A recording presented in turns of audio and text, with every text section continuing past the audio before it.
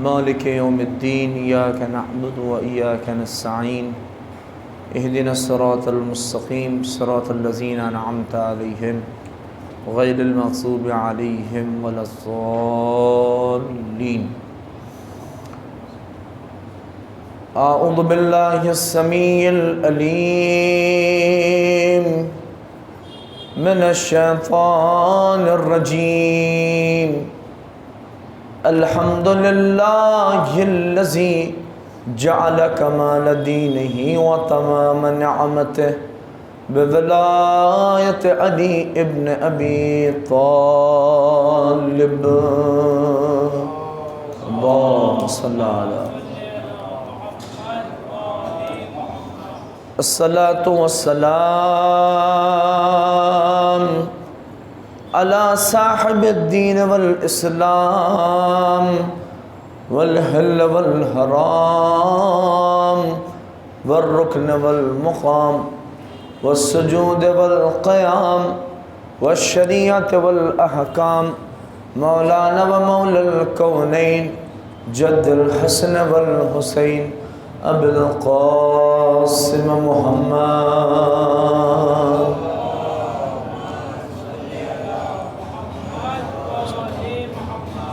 وآل بیت الطیبین الطاہرین المعصومین المظلومین وصب اللہ عنہم الرس اہل البیت وطہرہم تطہیرا۔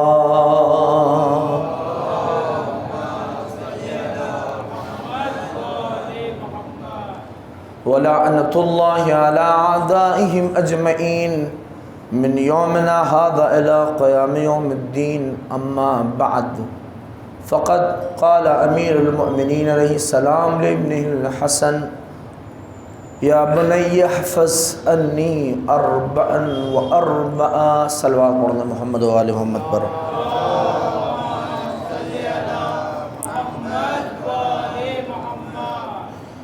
گزارش ایک مرتبہ سورہ حمد اور 3 بار سورہ اخلاص کی تلاوت فرما کر مرحوم علی رضا دلاور حسین راجانی سید علی حسنین رضوی مرحوم کو روکی وصال فرما دیں۔ بسم اللہ الرحمن الرحیم۔ الحمدللہ رب العالمین الرحمن الرحیم مالک یوم الدین ایاک نعبد و ایاک نستعین اہدنا الصراط المستقیم صراط الذین انعمت علیہم غیر المغضوب علیہم ولا الضالین۔ بسم اللہ الرحمن الرحیم قل اللہ احد اللہ الصمد لم یلد ولم یولد ولم یکن لہ کفوا احد۔ قل اللہ احد اللہ الصمد لم یلد ولم یولد ولم یکن لہ کفوا احد۔ قل اللہ احد اللہ الصمد لم یلد ولم یولد ولم یکن لہ کفوا احد۔ اللہم صلی علی اللہم صلی الہی بحق الزہراء وابی وبالہا وبنی والسر والصوزفی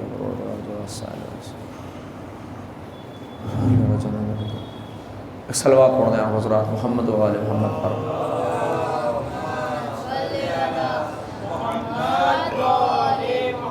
اس سے بہتر صلواتیں پڑھ دیں بلند ترین۔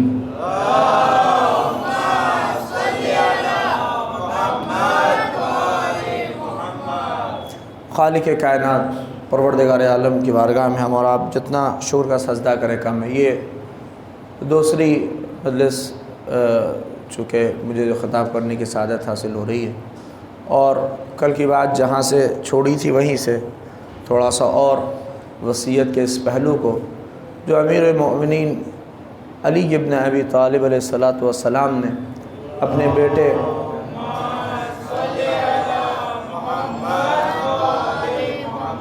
اپنے بڑے بیٹے امام حسن کو جو وصیت کے طور کے اوپر یہ نہج البلاغہ کا یہ فقرہ جسے مولا نے بتایا، اور یہ طریقہ کہ وصیت کا انداز کیا ہونا چاہیے، اور وصیت میں ہمیشہ مادیات نظر میں نہ ہوں، وصیت میں ہمیشہ دنیاوی چیزیں نظر میں نہ ہوں، وصیت ایسی ہو کہ جس میں دنیا بھی سنور رہی ہو اور آخرت بھی سنور رہی ہو۔ اور خاص کر ہمیں چاہیے بھی کہ ہم ان طریقوں کو جس طرح سے ہم نے ہر چیز آل محمد سے لی ہے، ہم وصیت کے انداز کو بھی، وصیت کے طریقے کو بھی ہمیں چاہیے کہ آل محمد سے کسب کریں۔ میں چاہ رہا ہوں کہ باتیں زیادہ ادھر ادھر کی نہ ہوں، اور میں اصل گفتگو وہ جو اس مرحلے میں مولا کائنات نے فرمایا، کہا کہ پہلی فقرہ جو مولا نے وصیت کے طور پہ کہا، اور میں نے کہا تھا کہ جو وصیت کے لفظ سے جو ذہن میں جو چیز پہلے آتی ہے وہ پراپرٹی، دولت، یہ ساری چیزیں آتی ہیں۔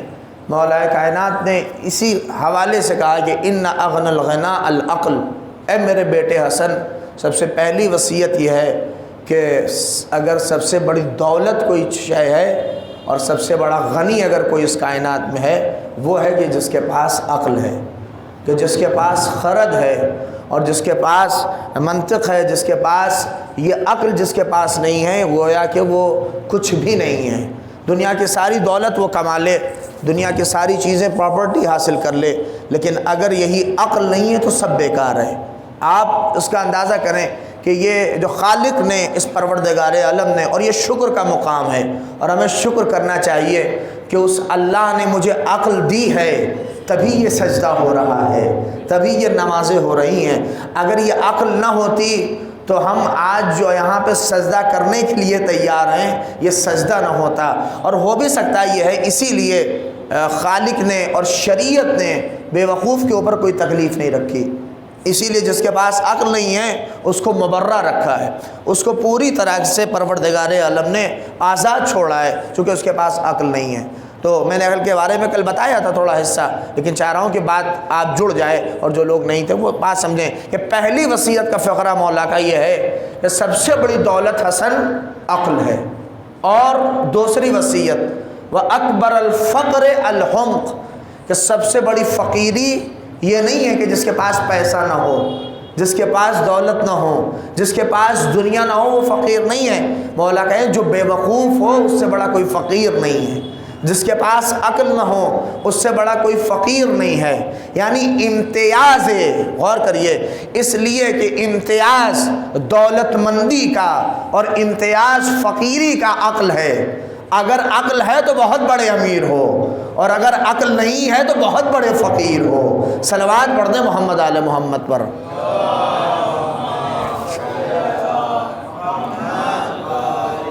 ایک اور صلوات مل جل کر پڑھ دیں آپ حضرات۔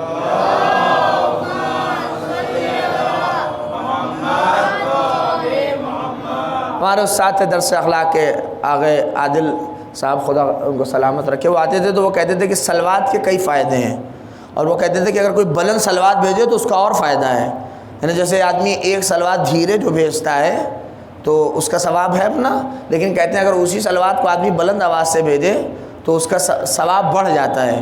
اور کتنا بڑھتا ہے یہ نہیں، جیسے آپ دیکھتے ہیں نا مال وغیرہ میں بھی، اب پتہ یہاں تو اتنا جاڑا آتا نہیں ہے، ورنہ یو پی وغیرہ میں جب جاڑا آئے گا تو بھی دیکھیے مال وغیرہ میں اسٹال لگ جاتی ہے، ایک سویٹر کے بدلے 2-3 لے کے جاؤ، 4 لے کے جاؤ، ایک خریدیے 2 ہے نا، مثلا ایک خریدیے 3 فری، ایک خریدیے 4 فری، اور اس سے زیادہ کوئی مال دے بھی نہیں سکتا۔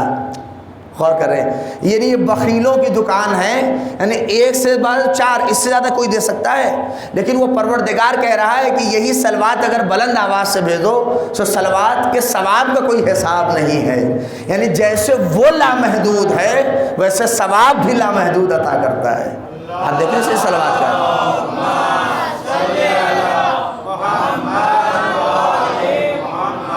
اور سنتے جائیے، چونکہ ہے اور اسی مجلس کے فیض سے چیزیں حاصل ہوتی ہیں کہ روایت میں یہ بھی ہے اور غالباً چھٹے امام سے کہ اگر کسی کو بھلکڑی کا مرض ہے، کوئی بھول جاتا ہے چیزوں کو جلدی سے، تو روایت میں یہ ہے کہ اسے چاہیے کہ صلوات کا ورد کرے، صلوات کی تسبیح پڑھے اور صلوات کا ورد کرتا رہے، اس کی بھلکڑی دور ہو جائے گی۔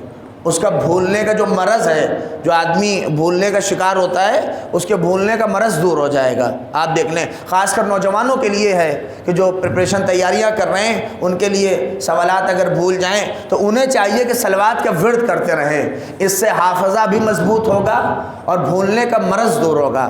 یہیں پہ ایک استفادہ کر رہا ہوں نقطے کا، آپ غور کریے، یعنی جو صلوات بھیجے اس کو یہ فائدہ ہے کہ اسے بھولنے کا مرض نہیں ہوتا۔ ابھی پیغمبر کی تاریخ گزری ہے ولادت کی، غور کریں، یعنی جو آدمی صلوات بھیجے اسے یہ فائدہ ہے کہ اسے بھولنے کا مرض نہیں ہوتا۔ جن پر بھیجی جا رہی ہے انہیں بھولنے کا مرض کیسے ہو جائے، وہ کیسے نسیان کے شکار ہو جائیں۔ صلوات پڑھ دیں محمد آل محمد پر۔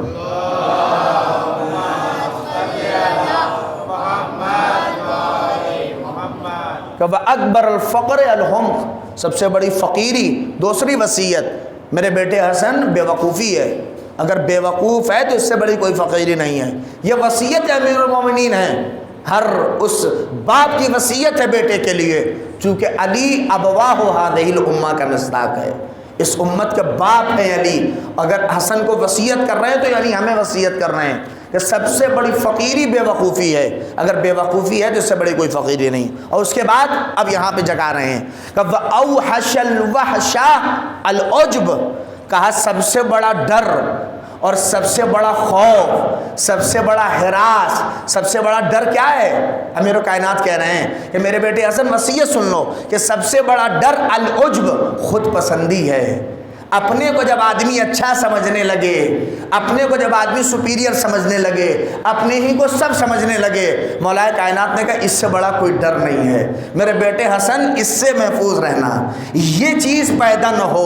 وَأَوْحَشَ الْوَحْشَ، سب سے بڑا ڈر یہی ہے۔ آپ غور کریے، مولا کائنات کہہ رہے ہیں کہ اس سے بڑا کوئی ڈر نہیں ہے کہ جب آدمی کے اندر خود پسندی پیدا ہو جائے۔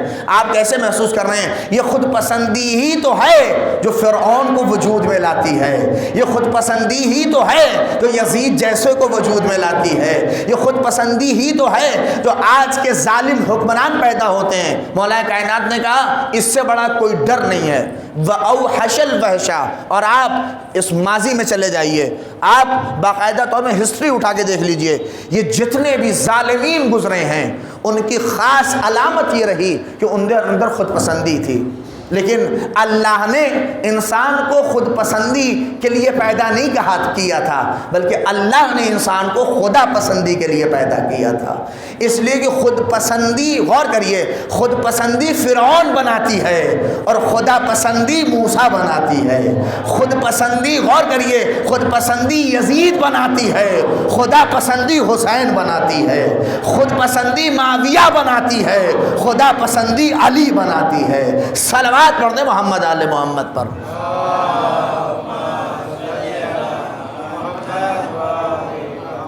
کا وصیت کا تیسرا فقرہ کہ میرے بیٹے حسن وَأَوْحَشَ الْوَحْشَ الْعُجْبُ، سب سے بڑا ڈر اگر کوئی ہے تو وہ ہے خود پسندی۔ جب آدمی کے اندر یہ پیدا ہو جائے کہ مجھ سے اچھا کوئی نہیں ہے، مجھ سے اچھا کوئی مشورہ دینے والا کوئی نہیں ہے، مجھ سے زیادہ خوبصورت کوئی نہیں ہے، مجھ سے اچھا کوئی ہے نہیں، مجھ سے اچھا بیان کرنے والا کوئی نہیں ہے۔ ایک صاحب کہتے تھے کہ مجھ سے اچھا شعر تو آج تک کسی نے کہا ہی نہیں ہے۔ بہت سے ایسے لوگوں کا مرض ہو جاتا ہے، اور جب خود پسندی ہو جاتی ہے تو اس کے مقابل میں جو چیز پیدا ہوتی ہے سامنے والا کچھ بھی نہیں ہے۔ دیکھیں، جب یہ چیز پیدا ہو جائے آدمی کے اندر میں کچھ ہوں، تو اس کے مقابل میں جو چیز پیدا ہوتی ہے وہ یہ کہ سامنے والا کچھ نہیں ہے۔ اگرچہ یہ ساری چیزیں ڈر کی علامت ہے، آدمی سمجھتا ہے کہ یہ طاقت کی علامت ہے، مگر یہ ڈر کی علامت ہے۔ نہیں، میں کہہ رہا ہوں آپ کے سامنے، یہ جو تکبر و غرور، یہ ساری چیزیں جو ہیں یہ طاقت کی علامت نہیں ہے۔ غور کریے، تکبر و غرور وہی کرتا ہے جو ڈرتا ہے۔ نہیں محسوس کریں، اس لیے کہ تکبر و غرور کرنے والا ڈرپوک ہوتا ہے، اور جس کے پاس تکبر و غرور نہیں ہوتا، جو انکساری کرتا ہے، وہ سامنے سے تو آپ کو ڈرا ہوا دکھے گا مگر اندر سے بہت مضبوط دکھے گا۔ اور اسی لیے کہا بھی گیا یہ ہے کہ سامنے سے بھلے کمزور، اور علامت بھی مومن کی یہی ہے کہ سامنے سے تو بڑا کمزور دکھتا ہے مگر دل کا بہت مضبوط ہوتا ہے، چونکہ ایمان قوی ہوتا ہے، اسی لیے اس کا مضبوط ہوتا ہے۔ اسی لیے ہمارے ہاں یہ جو خود پسندی ہے، آپ کے سامنے میں یہ باتیں رکھوں اور اس مرحلے میں آپ پہنچیے، یہی خود پسندی اگر کسی قوم میں آ جائے تو قوم برباد ہو جاتی ہے۔ آدمی کے اندر آ جائے تو آدمی برباد ہے دلیل آپ دیکھ لیں، آدمی کے اندر آ جائے تو آدمی ختم ہے، آدمی برباد ہے، آدمی تمام ہے، اور قوم میں آ جائے تو قوم برباد، قوم ختم، پورا وجود اس کا مٹ جاتا ہے۔ آپ کیسے، وہ کیسے، آپ دیکھ لیجئے، آپ اٹھا کے تاریخ اٹھا کے دیکھیے کہ کسی آدمی کے اندر اگر خود پسندی آ جائے تو آدمی ختم، قوم میں آ جائے تو قوم ختم۔ کیا تھا؟ قوم موسیٰ میں یہ خود پسندی ہی تو تھی، سوچتے تھے کہ ہم ہی سب سے اچھے ہیں، ہم سے اچھا کوئی ہے نہیں، ہم سے بہتر کوئی ہے نہیں، تبھی تو آسمان سے کھانا منگا رہے تھے، تبھی تو اپنی منمانی کر رہے تھے، تبھی تو اپنا سب کچھ کر رہے تھے۔ جب اللہ نے دیکھا کہ سر سے اوپر پانی جا رہا ہے تو کہا اس خود پسندی کا دروازہ بند کرنا پڑے گا۔ کہا پھر ضرورت کس کی ہے؟ کہا ایسوں کو بھیجو جو خدا پسندی پھیلا دے۔ ارے محسوس کریں، جو خدا پسندی کو وجود میں لے کے آئے۔ تو اللہ نے فکر موسیٰ کو بھیجا، کلیم اپنے کو بھیجا، اور موسیٰ کو جب بھیجا تو موسیٰ نے، غور کریے، کیا موسیٰ نے کسی فرعون کا سر کاٹا؟ بتائیے، موسیٰ نے کسی فرعون کا سر کاٹا؟ نہیں۔ موسیٰ نے کیا کام کیا؟ جناب موسیٰ نے اس کارخانے کو بند کر دیا۔ دیکھیں، کسی کو قتل کرنا بہت آسان ہے مگر اس فکر کو ختم کر دینا بڑا مشکل ہے۔ نہیں، محسوس کریں، کسی فرعون کا سر نہیں کاٹا، نہیں، میں جملہ آپ کے حوالے کر رہا ہوں کہ موسیٰ نے کسی فرعون کا سر نہیں کاٹا بلکہ اس کارخانے کو بند کر دیا جہاں سے خود پسندی وجود میں آ رہی تھی، جہاں سے یہ خود پسندی اندر آ رہی تھی، اس کارخانے کو بند کر دیا، لہٰذا وہیں سے خود پسندی تب گئی۔ اب لوگ کہتے ہیں کہ حسین نے کیا کیا؟ جو کام موسیٰ نے کیا وہی کام حسین نے بھی کیا۔ حسین نے کسی یزید کا سر نہیں کاٹا مگر حسین نے اس دروازے کو بند کر دیا جہاں سے یزیدیت پیدا ہو رہی تھی، جہاں سے یزیدیت جنم لے رہی تھی۔ نہیں، غور کریے، دونوں کا معاملہ ایک ہی ہے، وہ بھی خود پسندی کا نتیجہ، یہ بھی خود پسندی کا نتیجہ، لیکن دونوں نے کام یہ کیا کہ وہ کارخانہ بند ہو گیا۔ اسی لیے آج زمانہ جتنا چاہے ترقی اور ظالم ہو جائے، کچھ بھی اپنے کو کہہ لے مگر کوئی یزید کہنے کو تیار نہیں ہے۔ اس منزل کو محسوس کریں، یہ کیا ہے؟ اس کارخانے کو بند کر دیا گیا۔ آج خود پسندی ختم ہے۔ لوگ، اسی لیے امیر کائنات نے کہا کہ میرے بیٹے حسن، سب سے بڑا ڈر یہ خود پسندی ہے، لہذا ہمیں نہیں چاہیے ہمارے اندر خدا پسندی ہو۔ ہم دیکھیں، بات دیکھیں، کہنے کی آسان ہے، ہو سکتا ہے محمد مہدی خود اس کا شکار ہو، خود میں شکار اس بات کا ہوں کہ اپنی چیز دیکھو، لیکن واقعاً اگر آپ دیکھیں تو یہ خدا پسندی ہے۔ اور آخری مرحلہ، یہ چوتھی وصیت، تیسری اور چوتھی وصیت، کہا وَأَكْرَمَ الْحَسَبِ حُسْنُ الْخُلْقِ، بہترین حسب، سمجھ رہے ہیں؟ بہترین حسب و نسب جسے ہم کہتے ہیں نا، ہمارا حسب اچھا، ہمارا نسب اچھا، فخر و مباحات کرتے ہیں، ہم شیعہ ہیں، ہم یہ ہیں، ہم سید ہیں، ہم غیر سید ہیں، یہ سارے جو ہمارے یہاں طبقات بندیاں ہیں جو موجود ہیں، آپ یہ سمجھیے کہ اکرم الحسب کون کہہ رہا ہے؟ علی سے بڑا کوئی سید نہیں، علی سے بڑا کوئی سردار نہیں، اپنے بیٹے حسن کو کہہ رہے ہیں، میرے بیٹے حسن، سب سے بڑا حسب حسن خلق ہے، اچھا اخلاق ہے۔ ارے غور کریں، علی نے یہ نہیں کہا حسن سے کہ سب سے بڑا حسب یہ ہے کہ تم علی کے بیٹے ہو، نہیں، سب سے بڑا حسب یہ ہے کہ تم اچھا اخلاق کتنا پیش کر سکو۔ اچھا، یہ بھی دیکھیے، ہمارے یہاں دو چیز ہے، ایک ہے حسن خلق اور ایک ہے اخلاق۔ علماء تشریف فرمائیں، میری وضاحت اور میری بات کی تائید کریں گے۔ دیکھیں، ہمارے یہاں دو لفظ بولی جاتی ہیں، ایک اخلاق اور ایک ہے حسن اخلاق۔ اب آپ کہہ رہے ہیں تو معاملہ پھنس گیا، ابھی تک اخلاق ہی نہیں سمجھ میں آیا، یہ حسن اخلاق کہاں سے آ گیا؟ آپ غور کریے، ہم شیعوں سے، میں جملہ پوری ذمہ داری کے ساتھ کہہ رہا ہوں کہ ہم شیعوں سے اخلاق نہیں مانگا گیا، ہم سے حسن اخلاق مانگا گیا۔ غور کریں، اور ہم سے عمل نہیں مانگا گیا، حسن عمل مانگا گیا۔ آپ قرآن اٹھا کے دیکھیے، کیا ہے قرآن میں؟ الذی خلق الموت والحیات لیبلوکم ایکم احسن عملا۔ آپ دیکھیں، ہم سے حسن عمل مانگا گیا، ویسے ہی ہم سے اخلاق نہیں مانگا گیا۔ نوجوانوں، ہم سے حسن اخلاق۔ اب آپ کہہ رہے ہو یہ اخلاق اور حسن اخلاق میں فرق کیا ہے؟ میں بہت آسان سے آپ کو وضاحت کروں گا اور آپ پہنچ جائیں گے۔ دیکھیے، اخلاق اور حسن اخلاق میں بہت چھوٹا سا فرق ہے۔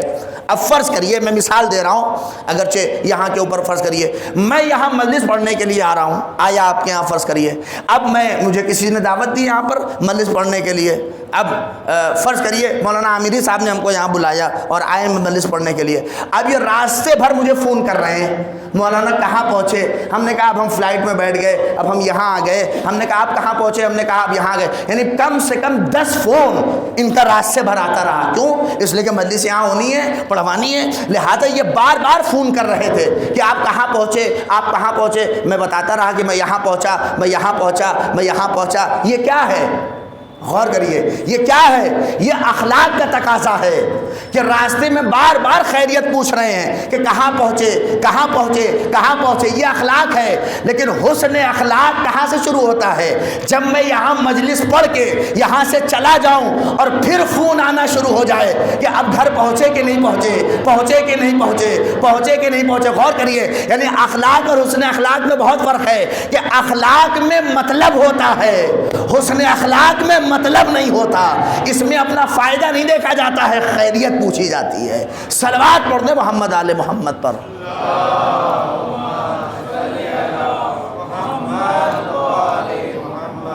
اخلاق اور حسن اخلاق، اخلاق میں ہو سکتا ہے اپنا مطلب ہو، لیکن حسن اخلاق میں مطلب نہیں ہے۔ مولا کائنات کہہ رہے میرے بیٹے حسن، سب سے بڑا حسب یہ نہیں ہے کہ تم علی کے بیٹے ہو، ہے حسن کے لیے، لیکن یہ نہیں ہے، حسن اخلاق تمہارا حسب ہے۔ اب کیا مطلب ہے؟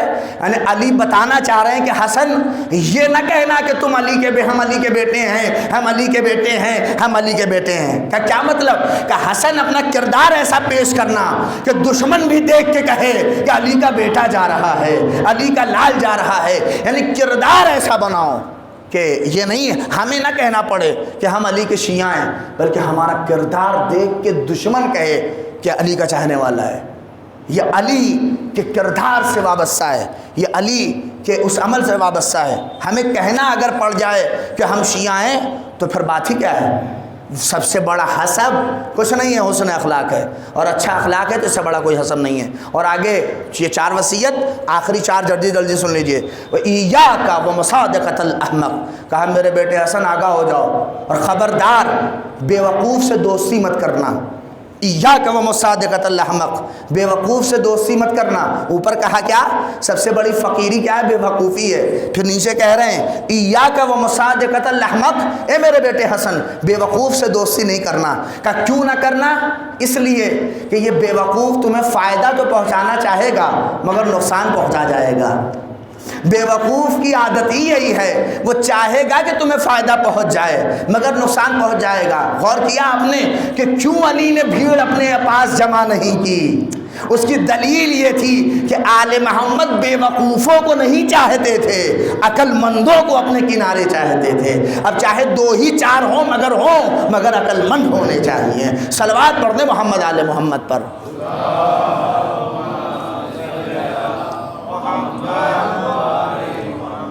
ایاک ومصادقۃ الاحمق، آگاہ ہو جاؤ میرے بیٹے حسن، بے وقوف سے دوستی مت کرنا۔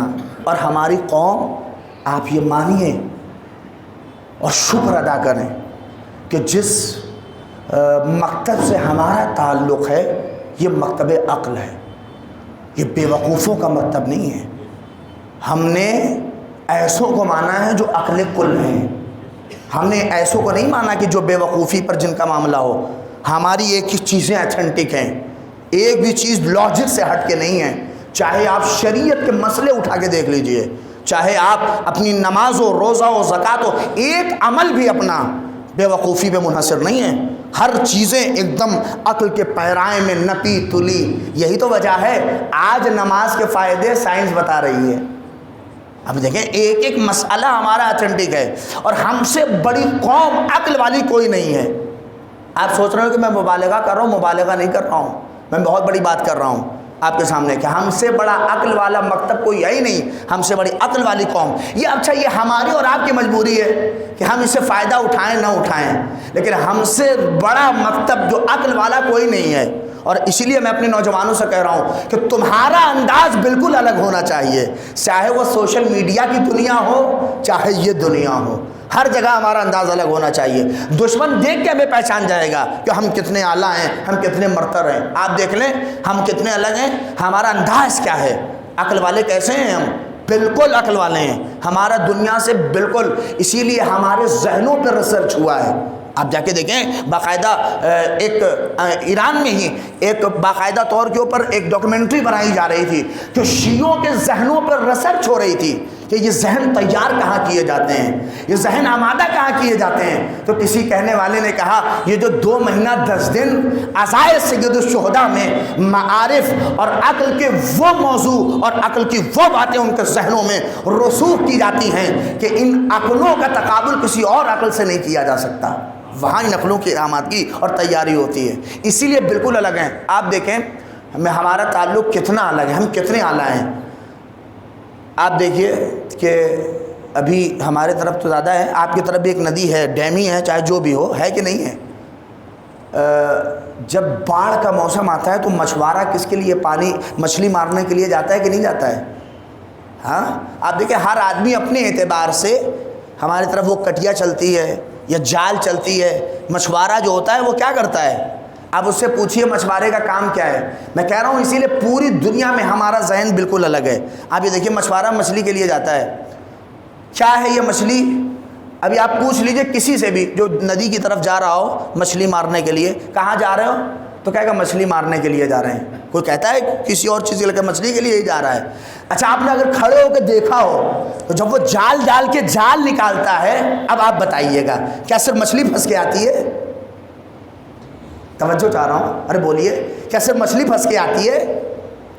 نہیں، صرف مچھلی نہیں پھنستی ہے، دیکھا ہوگا آپ نے، میں نے بھی دیکھا ہے، صرف مچھلی نہیں پھنس کے آتی، بہت سی الٹی سیدھی چیزیں بھی آتی ہیں، بہت سے خرافات آتے ہیں، بہت سی لکڑیاں جو الٹی سیدھی چیزیں پھینکی گئی ہوتی ہیں مچھلی کے ساتھ وہ بھی پھنس کے آتی ہیں۔ مچھوارہ کیا کرتا ہے؟ عقل والا اگر ہوتا ہے تو مچھلی کو لیتا ہے، بقیہ ساری چیزیں پانی کے حوالے کر دیتا ہے، اچھی چیز لیتا ہے اور بری کو اس کے حوالے کر دیتا ہے۔ غور کیا آپ نے؟ یہ جو سوشل میڈیا کی دنیا ہے وہ اسی کا نام ہے کہ اچھی چیز لیجئے اور برے کو اس کے حوالے کریے۔ لیکن یہ عام مچھوارے کی بات ہے، اگر مچھلی مارنے والا شیعہ ہوگا تو مچھلی میں بھی فرق پیدا کرے گا کہ حلال کون سی ہے اور حرام کون سی ہے۔ یعنی کم سے کم ایک شیعہ نے علی کو اتنا فرق تو وہ کرتا ہی ہے ہر چیز میں کہ حلال کیا ہے اور حرام کیا ہے۔ یہی ہر جگہ کا مسئلہ ہے کہ اگر عقل والے ہو تو اتنا فرق کر سکو کہ یہ حلال ہے اور یہ حرام ہے۔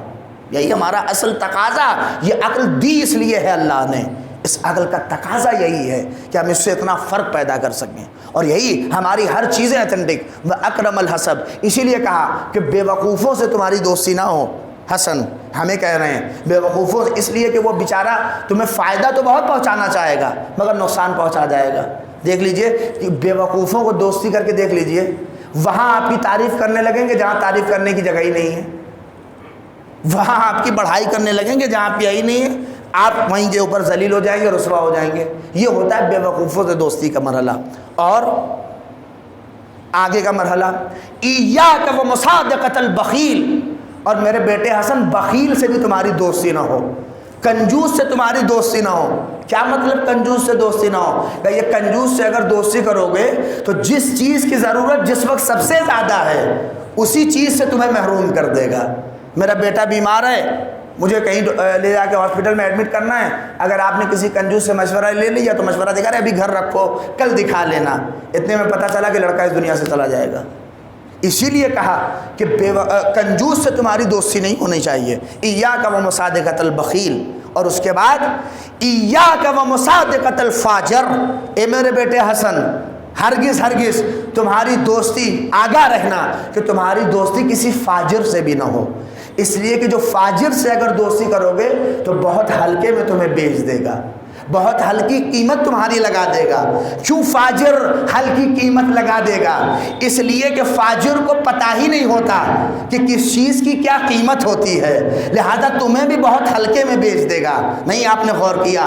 اب آپ کو پتہ چلا کہ حسین نے یزید کے خلاف کیوں قیام کیا تھا۔ حسین نے لفظ ہی یہی کہا تھا کہ جب اقتدار پر یزید جیسا فاجر آ جائے تو پھر اس کے خلاف انقلاب کرنا پڑتا ہے، اس لیے کہ اس فاجر کو پتہ ہی نہیں ہے کہ دین کی قیمت کیا ہے، شریعت کی قیمت کیا ہے، احکام مصطفیٰ کیا ہے، لہذا حسین اس کے خلاف آ رہے ہیں۔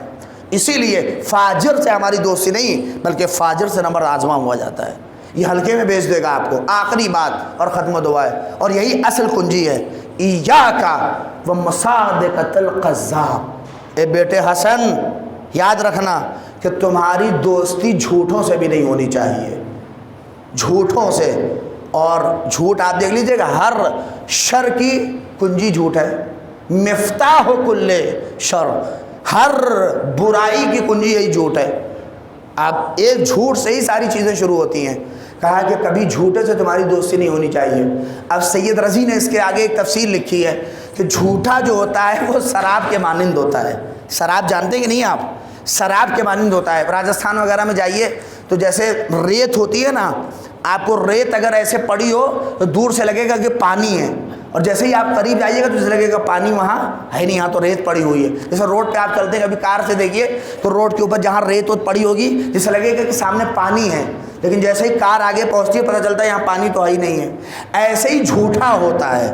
جھوٹا اسی شراب کے مانند ہوتا ہے. یعنی کیا مطلب؟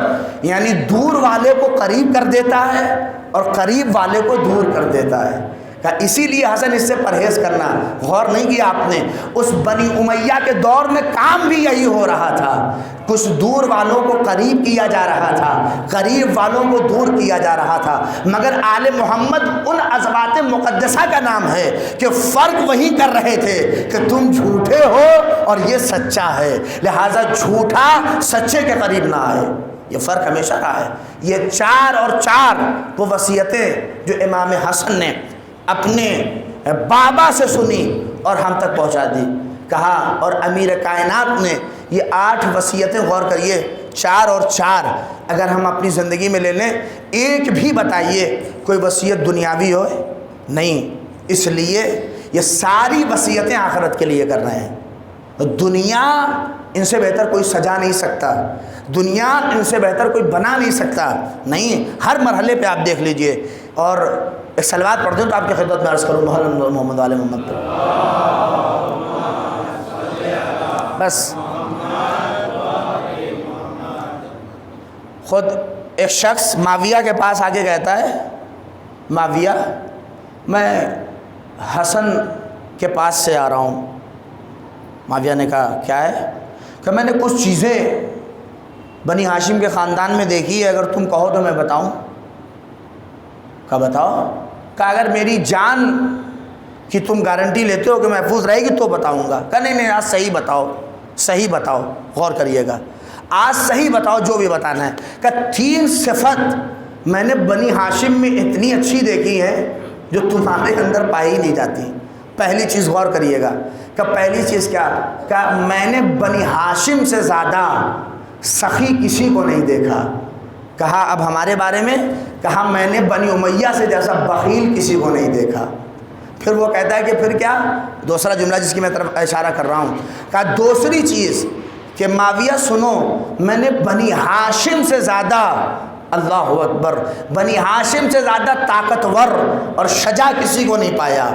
کہا کہ ہمارے بارے میں بتاؤ. کہ بنی امیہ سے زیادہ ڈرپوک میں نے کسی کو نہیں پایا. اور اس کے بعد وہ کہتا ہے کہ آخری چیز بتاؤ. تو معاویہ غصے میں تھا، کہا کہ میری جان محفوظ رہے گی. کہا ہاں جان محفوظ ہے. کہا سن لو، کہ میں نے بنی ہاشم سے زیادہ سچا کسی کو نہیں پایا. کہا اب ہمارے بارے میں؟ کہا اے بنی امیہ اور اے معاویہ، میں نے تیرے خاندان سے بڑا جھوٹا کسی کو نہیں پایا. اس لیے کہ ہم نے دیکھا ہی نہیں کہ کسی وعدے کی تو نے وفا کی ہو، اور ہوا ہی یہی کہ تھوڑی دیر کے بعد اس کا سر تن سے جدا کر دیا گیا. اب دیکھ لیں، یعنی یہ مرحلہ ہمیشہ سے قائم ہے.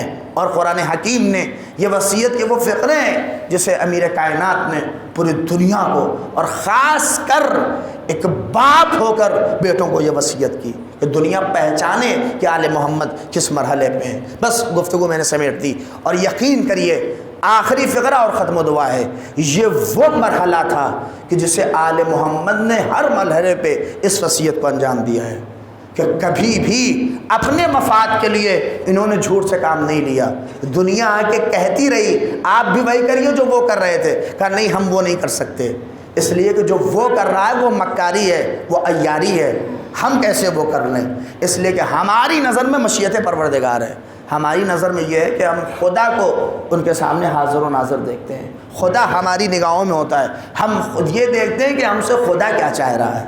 اللہ اکبر. اور اس کے بعد یہ وصیت مولا کائنات نے کہی اور اس دنیا سے چلے گئے. اب آپ انصاف سے بتائیے کہ لائق بیٹا وہی ہے جو وصیت پہ عمل کرے۔ انصاف سے بتائیے کہ علی نے جو کہا حسن نے وہ کر کے دکھایا، اور حسن نے ایسا دکھایا کہ ہر دیکھنے اور جانے آنے والا اخلاق کا وہ مرحلہ پیش کیا، صداقت کا وہ مرحلہ پیش کیا، اخلاق کا وہ مظاہرہ کیا کہ آج بھی دسترخوان حسن ہمارے درمیان ہے۔ آج بھی دنیا حسن سے بڑا سخی کسی کو نہیں مانتی، بلکہ کریم ابن کریم امام حسن کو کہہ رہی ہے یہ۔ اور امام حسن کے بعد امام حسین نے بھی سخاوت کا 10 سال کا وہ دور کیسے گزارا ہے آپ دیکھیں کہ ساری سختیوں کے باوجود، لیکن میں نے کہا نا کہ جب فاجر سامنے آ جائے تو پھر مقابلے میں آنا پڑتا ہے۔ اور جب سن 61 ہجری میں دین اور شریعت کو حلقے میں بیچا جانے لگا تو اب امام حسین کا فرض تھا کہ اس خبیث کے مقابل میں آ جائیں، اور اس خبیث کے مقابل میں آ کے امام حسین نے اس دینوں شریعت کے وہ چیزیں جو پامال کی جا رہی تھی اس کو امام حسین نے عرض کیا۔ بس اللہ اکبر، خدا آپ کو اور ہمیں توفیق دے کہ جو وصیت کے پہلو میں عرض کر رہا ہوں وہ سب سے پہلے ہمیں اور پھر آپ کو بھی اس پہ عمل کرنے کی توفیق عنایت فرمائے۔ اے عزاداروں، یقین کریے یہ مجلسیں ہی ہمیں یہ بتاتی ہیں، یہ مجلسیں ہی ہمیں سکھاتی ہیں کہ کربلا والے کیسے تھے۔ یہ مجلسیں ہی ہمیں بتاتی ہیں کربلا میں ان ساری وصیتوں پہ امام حسین نے عمل کیا، اپنے ساتھیوں سے جو کہا وہی کیا۔ اپنے ساتھیوں سے یہ کہا کہ اگر تم سب شہید ہو گئے تو سب کو شہید ہونا ہے۔ اسی لیے کہیں کے اوپر بھی امام حسین نے جھوٹ سے کام نہیں لیا، کہیں بھی امام حسین نے، بتا دیجئے پوری تاریخ کربلا گواہ ہے کہ وصیت پہ عمل ہو رہی ہے، بخیلوں کو بھی اپنے ساتھ نہیں لیا۔ امام حسین نے جھوٹوں اور باقاعدہ بے وقوفوں کو بھی اپنا ساتھ نہیں دیا۔ امام حسین نے سب ایک دم ایسے سکے لیے جو کہیں سے کھوٹے نہیں تھے، بلکہ صرف ہر ترازو پہ تولے جانے والے تھے۔ بس ختم و دعائے۔ اور آج بھی یہ صدائے حلمین جو بلند ہے وہ یہی ہے کہ امام حسین آج بھی آواز دے رہے ہیں کہ اگر ہم سے جڑنا ہے تو جھوٹ سے دور ہونا پڑے گا، بخالت سے دور ہونا پڑے گا، کذب سے دور ہونا پڑے گا، یہ ساری چیزوں سے دور ہونا، تب آ کے حسین مظلوم سے جڑنا۔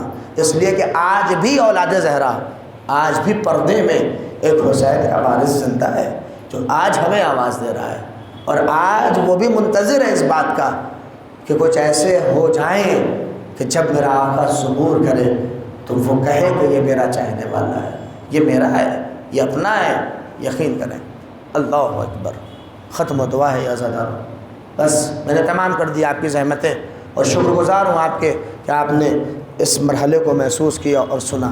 یقین جانیں کربلا میں علی کی ساری وصیتوں پہ عمل ہو رہا ہے۔ یہی تو وجہ ہے کہ جب حسین بھوکے پیاسے نرگہ یادہ میں گھر کے گئے اور ایک سوال کیا کہ میں نے کیا کیا ہے، میں نے کیا دین کو بدل دیا، شریعت کو بدل دیا، اسلام کو بدل دیا، میں نے کوئی جھوٹ بولا، کچھ کہا، میں نے کیا کیا ہے؟ جانتے ہیں جواب کیا رہا تھا؟ وہی کہ بغضاً لأبیک، اے حسین ہم آپ کے بغض میں آپ کو قتل کرنے کے لیے آئے ہیں۔ محسوس کر رہے ہیں یہ امیر کائنات کی تعلیم شدہ محنتیں ہیں جو کربلا میں آج اس مرحلے پہ ہیں، لیکن یہ دشمنی آج علی سے لینے، حسین سے لینے کے لیے آ رہے ہیں۔ اللہ اکبر۔ بس ختم کر دیے۔ اور کیسی دشمنی اور کیسا انتقام اور کیسا بدلہ کہ کربلا میں 6 مہینہ کا بچہ بھی الاتش کی صدا بلند کر رہا ہے، اور 4 برس کی بچی تو ایسے تڑپ تڑپ کے کہہ رہی ہے بابا پانی۔ ہائے سکینہ کی آواز۔ انصاف سے بتائیے گا یہ کیا ہے؟ یہ جھوٹ والے نہیں ہیں عزاداروں، یہ فرق بتا رہے ہیں کہ دیکھو علی کی وصیت پر عمل کرنے والے یہ ہیں، اور وہ جو دشمن ہیں وہ اس خیمے میں ہیں۔ اسی لیے انہوں نے پیاس تو گوارا کر لی مگر انہوں نے جھوٹ کا سہارا نہیں لیا۔ اللہ اکبر۔ بس ختم کر دیے میں نے، اور آخری فقرہ مصائب کا اور ختم دعا ہے۔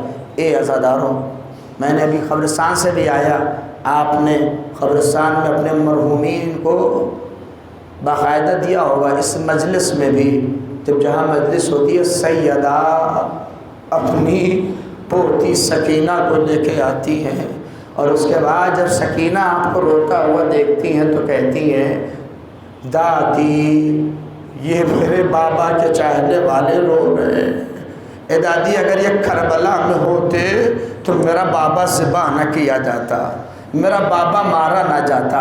اللہ اکبر، مجھ سے سفارش ہے، لہٰذا میں اس فقرے کو پڑھ رہا ہوں۔ اے عزادارو، کربلا میں حسین بڑے مظلوم تھے، کربلا میں حسین بڑے پیاسے تھے، کربلا میں حسین کی غربت بہت تھی، لیکن مقتل نے بھی لکھا، علماء بھی لکھا، حسین جتنی مصیبت رخصتی کے وقت تھی اتنی مصیبت حسین پہ کبھی نہیں تھی۔ کیا مطلب کہ حسین تو سب سے قیامت کا وقت وہ تھا کہ جب خیمے میں آ کے حسین نے کہا زینب سلام آخر لے لو، اور جیسے ہی سلام کہا تو بہنیں بھیا سے لپٹ کے کہنے لگی بھیا ہمیں کس کے حوالے چھوڑے جا رہے ہو؟ ارے سکینہ، سارے بچے دامن سے لپٹ گئے۔ حسین نے آسمان کی طرف رک کر کے کہا ارے ہم تم کو خدا کے حوالے۔ اللہ اکبر، خدا آپ کو کوئی غم نہ دے سوائے غم سید الشہداء کے۔ میں نے تمام کر دیے آخری فقرہ، لیکن ایک رخصتی حسین کی قیامت کی تھی۔ وہ رخصتی کون سی تھی پتہ ہے آپ کو؟ وہ رخصتی سکینہ کی تھی۔ جب حسین سکینہ سے رخصت ہوئے، آپ نے بارہا سنا ہے کہ حسین بہت دور اپنا گھوڑا چھوڑ کے آئے تھے، اپنا زلجنہ چھوڑ کے آئے تھے۔ اتنے میں روایت کا فقرہ ہے کہ بچی زلجنہ کے سیموں سے لپٹی کہہ رہی تھی اے میرے بابا کے گھوڑے، میرے بابا کو مقتل میں نہ لے جا، اس لیے کہ جو گیا واپس نہیں آیا۔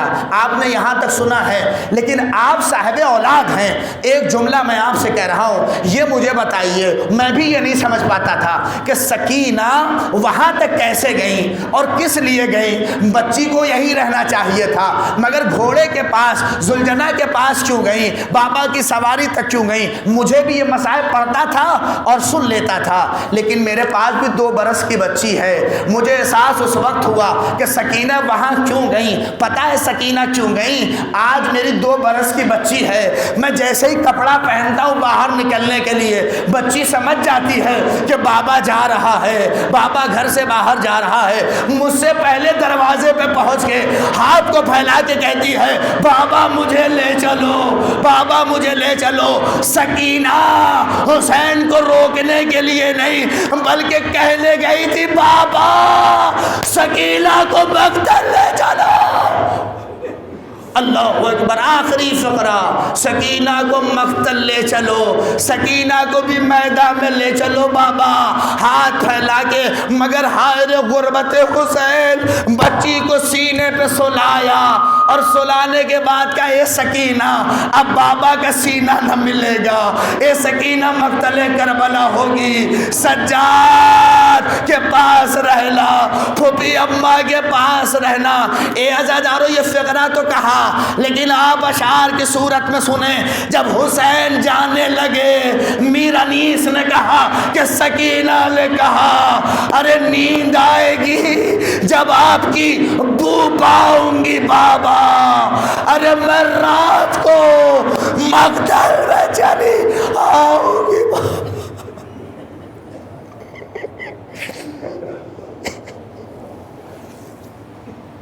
سَيَعْلَمُ الَّذِينَ ظَلَمُوا أَيَّ مُنْقَلَبٍ يَنْقَلِبُونَ رَبَّنَا تَقَبَّلْ مِنَّا إِنَّكَ أَنْتَ السَّمِيعُ الْعَلِيمُ۔